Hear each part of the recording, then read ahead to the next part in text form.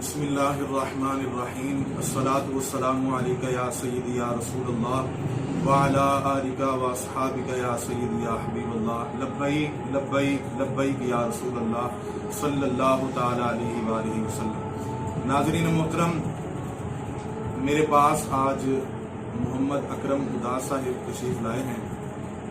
इनका एक video clip जो गुज़श्ता 3-4 दिनों से वायरल हो रहा है, तो मेरा इनसे जब राब्ता हुआ तो ये यहाँ घर में तशरीफ़ लाए, तो इनसे गुफ्तगू हुई तो इन्होंने ये कहा, चूँकि मेरा भी ताल्लुक़ तहरीक लब्बैक के साथ है और तहरीक लब्बैक या रसूलुल्लाह सल्लल्लाहु अलैहि वसल्लम पाकिस्तान का एक अदना सा कारकुन होने की हैसियत से जब मेरा इनसे राब्ता हुआ तो इन्होंने मुझे बताया कि इनका हरगिज़ मतलब वो नहीं जो तासुर देने की कोशिश की गई, बल्कि ये भी तहरीक लब्बैक के साथ वाबस्ता और मोहब्बत करने वाले हैं और लब्बैक या रसूलुल्लाह की सदा बुलंद करने वाले हैं। वीडियो क्लिप भी इनका कहना है ये 6 साल तकरीबन पुराना है।